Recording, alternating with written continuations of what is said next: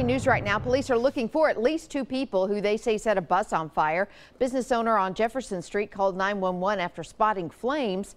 That's when he noticed the suspects trying to set a truck on fire.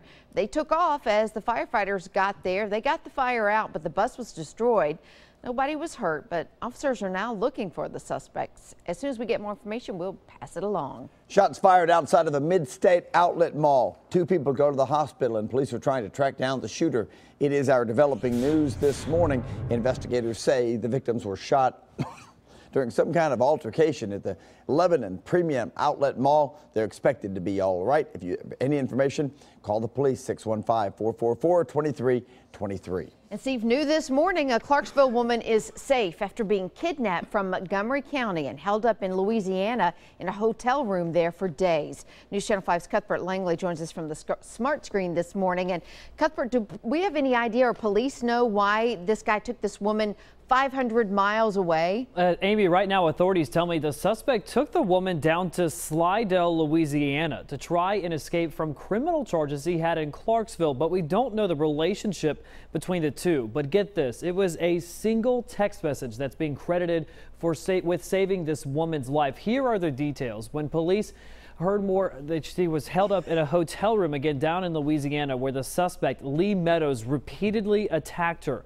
On Saturday, the victim was able to use Meadows' cell phone to text her sister, who then called Clarksville police. Authorities in Montgomery County were able to track the cell phone down to Louisiana. That's when authorities called Slidell police, who went to the hotel to rescue the woman. When officers got to the hotel, Meadows refused to let them in. So police broke down the door and rescued the woman, who had serious injuries, including broken bones. She was rushed to the hospital, but she will be okay this morning. But again, still no word yet on the connection between the two. But again, it's a more than 500-mile drive from Clarksville down to Slidell, Louisiana. And what we know right now is that Meadows was just recently released from jail on domestic violence charges, and he has been booked again in jail, this time charged with battery by strangulation, second-degree battery, false imprisonment, and forcible rape. Steve? All right, Cuthbert, thank you. The search is also continuing this morning for a man accused of beating his own mom. Franklin police say Denzel Ware attacked his mother before opening fire outside of the home on Chestnut Lane. He's believed to be driving a gray Dodge Challenger. If you see him, call the Franklin Crime Stoppers number 615-794-4000. And hazmat crews had a big mess to clean up this morning after hydrochloric acid spilled onto a road. It happened near the Averett Express facility just after 2 o'clock. We're told a 55-gallon drum of acid somehow tipped over, spilling about 5 gallons onto the pavement. No one was hurt, and crews were able to contain the spill. They'll be back out there later today to finish that cleanup. All right, traffic came to a halt on I-40 after an SUV flipped over and the driver took off, literally on foot.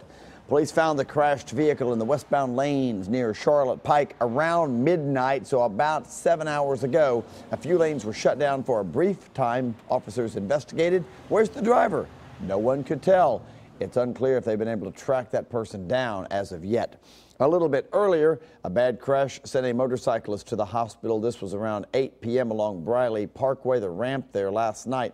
We're told that the motorcyclist suffered life-threatening injuries. No word yet what caused that crash. The battle over the budget ends in a triple defeat for the mayor's office. Metro Council voted to pull 3 controversial projects from their proposed capital budget. The downtown flood wall was voted down last night, 19-18. Plans to move the Metro Jail to South Nashville, that was quashed, 19-17.